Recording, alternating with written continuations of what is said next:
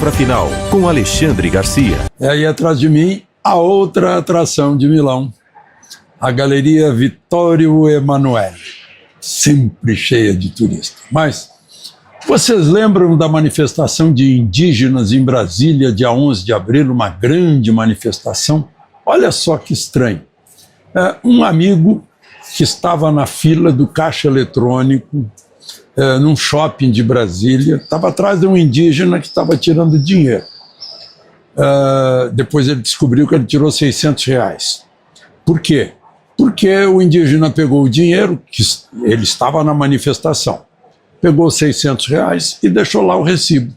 Aí ele pegou o recibo e olhou, R$600, mais uma tarifa de 24, mais alguma coisa de câmbio, e deu o equivalente a 1.157 SEK.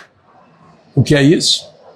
Era uma transação eletrônica numa conta na Suécia, porque essa é a moeda sueca. Quem será que estava pagando R$600 para o indígena fazer manifestação em Brasília? Fica aqui a dúvida. Bom,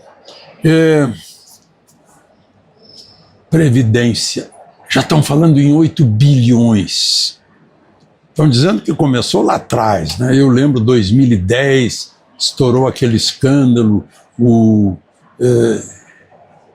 então marido de Gleisi, Paulo Bernardo, chegou a ser preso, era crédito consignado na conta de servidores, e agora é uma coisa semelhante, porque tem assinatura de analfabeto, assinatura de pessoa fisicamente incapaz de assinar, está envolvido um sindicato, imagina só, é sindicato dos aposentados, idosos e pensionistas. O vice-presidente do sindicato é irmão de Lula, aquele chamado Frei Chico, né, o José da Silva. O presidente do sindicato é do PDT e ligado ao ministro da Previdência. Fica tudo muito estranho aí nessa história, que ainda precisa de muita investigação. Muita gente envolvida, 3 milhões de pessoas. Consta que esse presidente se chama Milton Cavallo, eu esqueci de dar o nome dele, né? Ligado ao ministro Lupe, Carlos Lupe. Mas estão investigando, diz que a CGU já tinha investigado, o TCU, Tribunal de Contas da União, já tinha prevenido o ministro desde o primeiro ano do governo Lula. Esse super escândalo da Previdência. Bom,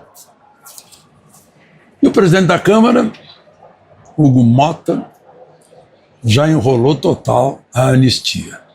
Conversou com um líder, com outro, agora está dizendo que os líderes vão adiar, que tem coisa mais importante pela frente, que é o imposto de renda, agora o projeto de emenda constitucional da segurança, né, que quer tirar poder dos governadores, das polícias estaduais, o que significa acabar com a federação, né?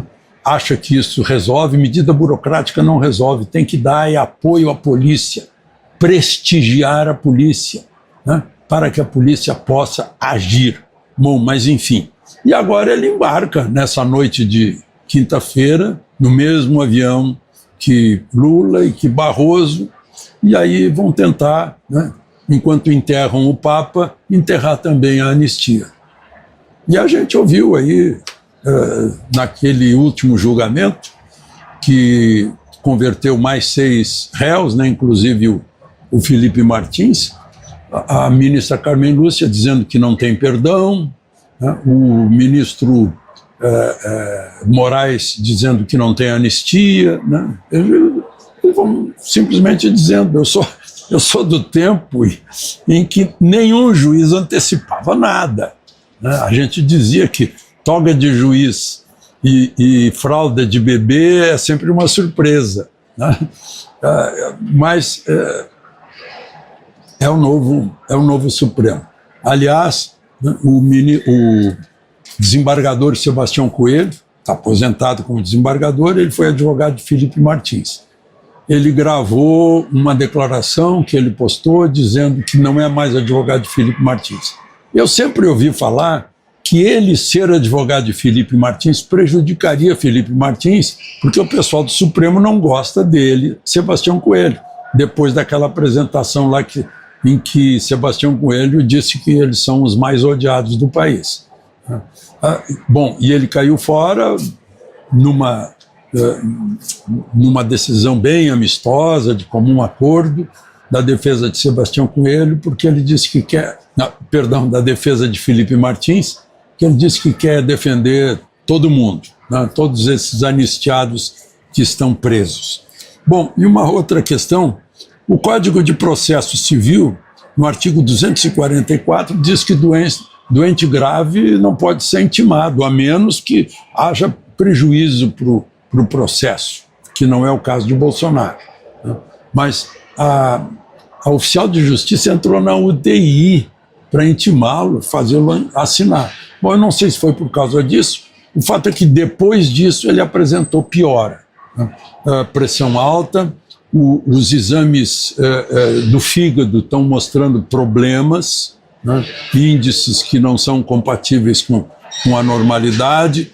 Ele continua de jejum oral, está na UTI, jejum oral. Ele recebe alimentação pela sonda nasogástrica, que também alivia os gases, né? Então, ele continua em situação grave, mas foi intimado de qualquer maneira e assinou a intimação. Por fim, só para a gente registrar, tem novo ministro das Comunicações.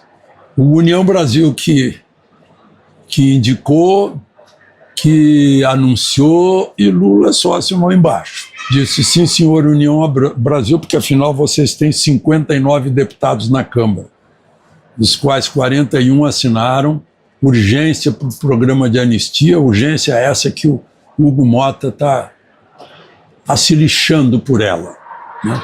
Desvalorizando o voto de cada deputado. É bom que se saiba que quem desvaloriza o voto depois pode não ser votado, né? Porque as pessoas acompanham essas coisas. O nome do novo ministro das Comunicações é Frederico Siqueira. Nunca se ouviu falar, mas enfim, né? Ele era presidente da Telebrás, também posto lá pelo União Brasil. Então, a PEC da Segurança Pública e a reforma do Imposto de Renda são mais importantes que pessoas como a dona Adalgisa, que caiu no corredor no domingo, corredor do presídio, né? Que a liberdade dessas pessoas que estão lá sem saber por quê, sem saber sequer o que fizeram. Se olhar os autos também não vão ficar sabendo o que fizeram, né? O Hugo Mota acha que isso não é importante, né? Corrigir um erro, né? Poderiam ter pego os que quebraram realmente, né? E dar a pena devida para dano a patrimônio público, que já se esgotou há muito tempo.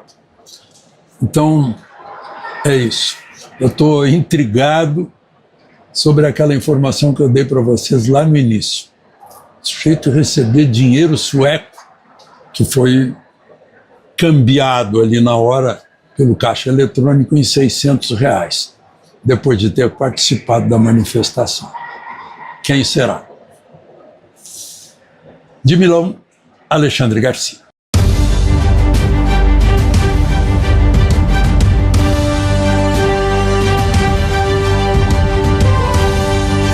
A palavra final com Alexandre Garcia.